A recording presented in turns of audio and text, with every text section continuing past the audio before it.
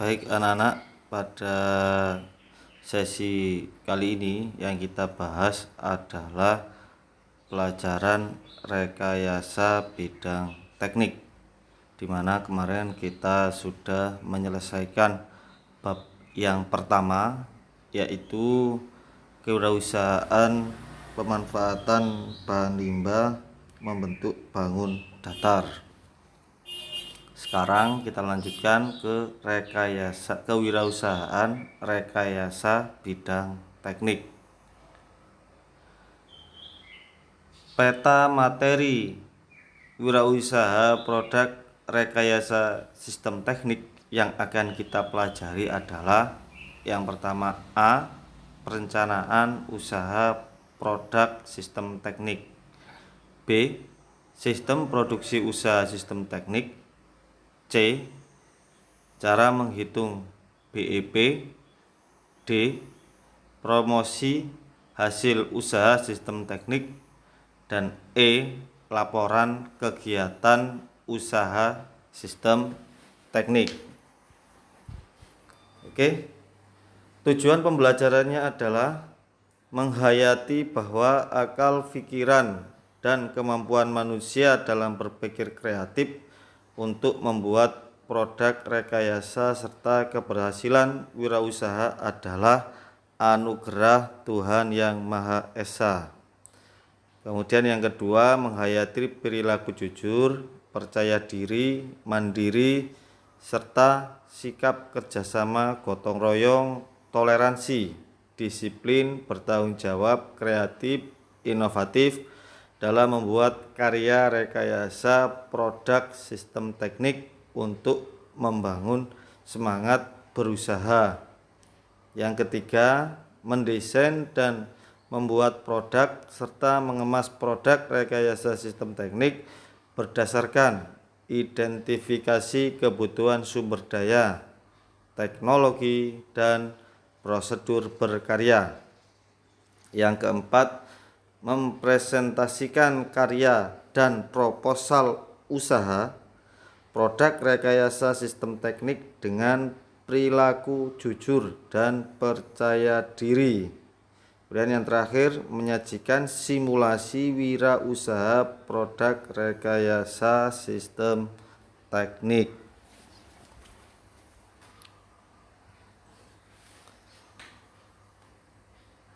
Langsung saja, yang pertama, wirausaha produk rekayasa sistem teknik. Jadi kita ketahui dulu kata sistem. Sistem berasal dari bahasa Latin, namanya stemma ya. Jadi sistem berasal dari bahasa Latin yaitu stemma.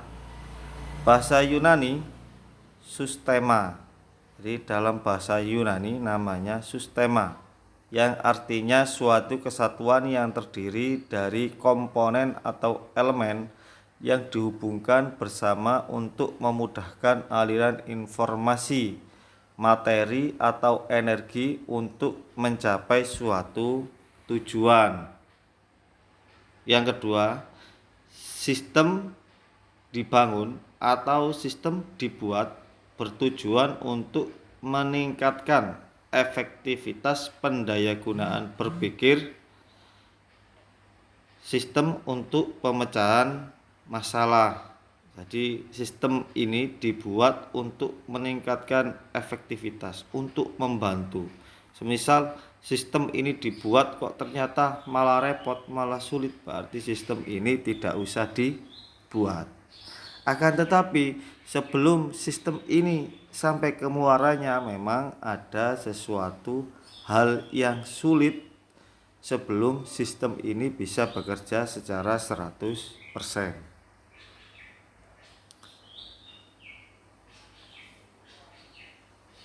Jadi contoh pada gambar itu kalau dilihat di bukunya ya, halaman 58.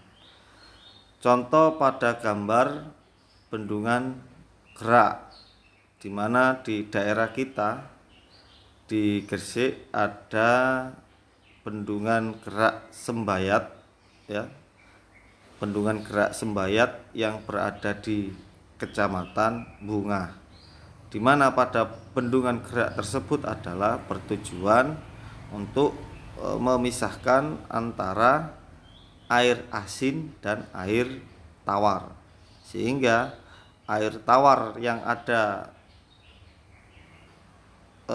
pada sisi yang sebelum terbendung ini bisa dimanfaatkan sebagai air minum, air mandi dan sebagainya.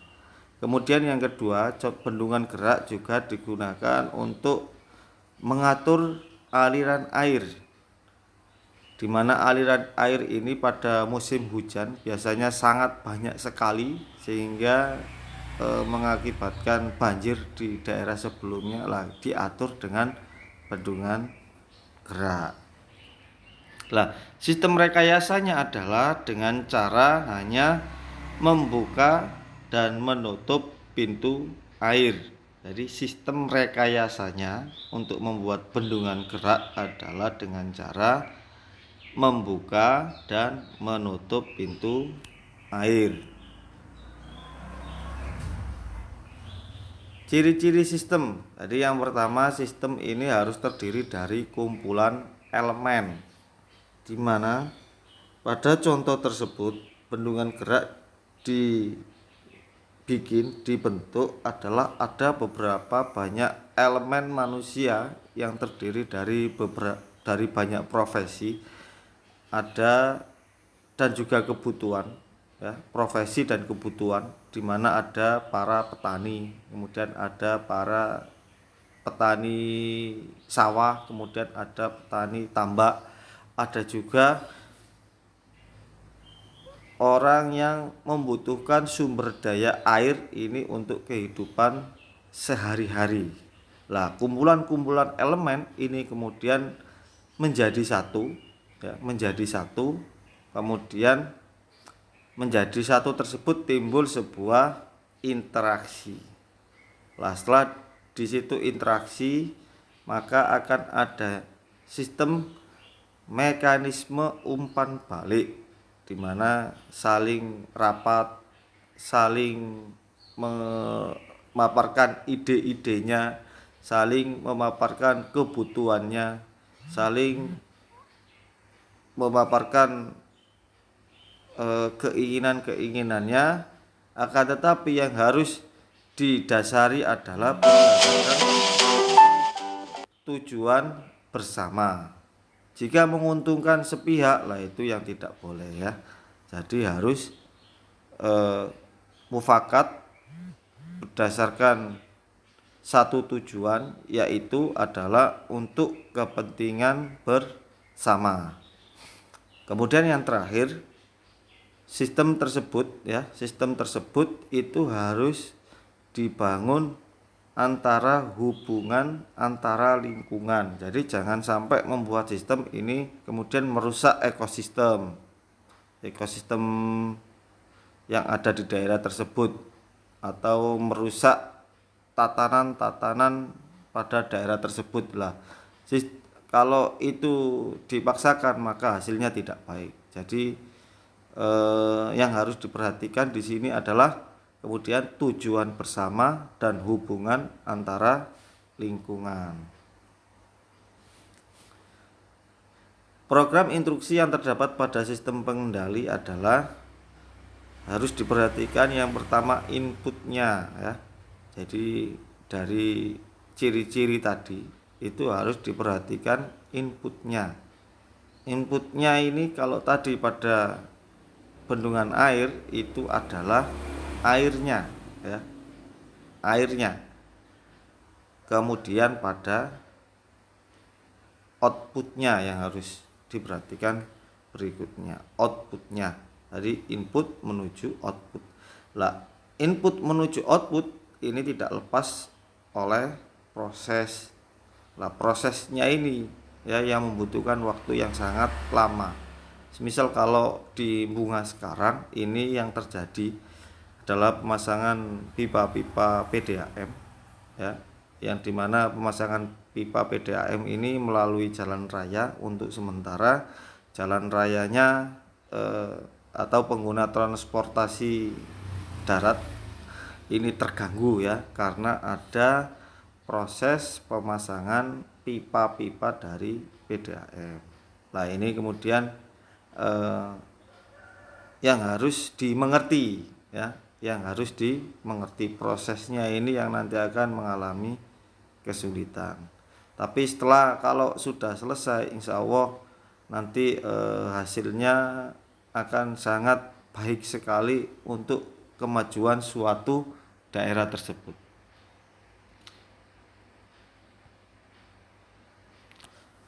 Kemudian yang pertama, sesuai dengan peta konsep A, perencanaan usaha produk sistem teknik, di mana yang pertama adalah kebutuhan pelanggan akan sistem produksi teknik.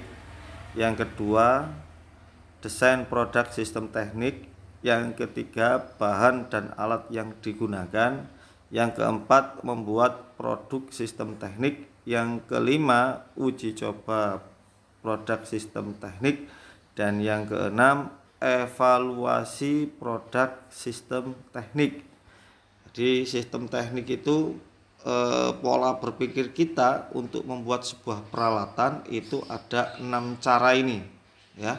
Ada 6 cara di mana kebutuhannya itu seperti apa, desainnya yang dibentuk bagaimana, bahan dan alat yang digunakan, kemudian membuat produk sistem teknik, uji cobanya, yang terakhir adalah evaluasi. Misal kita bikin contoh, kalau di rumah kita dulu nenek kita, zamannya mbah-mbah kita atau buyut kita, saat memasak ya, atau mau membuat sebuah nasi dari beras dirubah menjadi nasi, itu harus menggunakan kompor, menggunakan sablukan, dan tidak bisa ditinggal-tinggal ya. Artinya kalau saat memasak dulu harus ditunggu.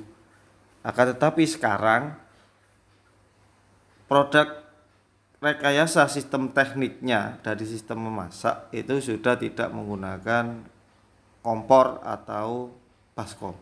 Jadi bisa menggunakan magicom atau rice cooker ya.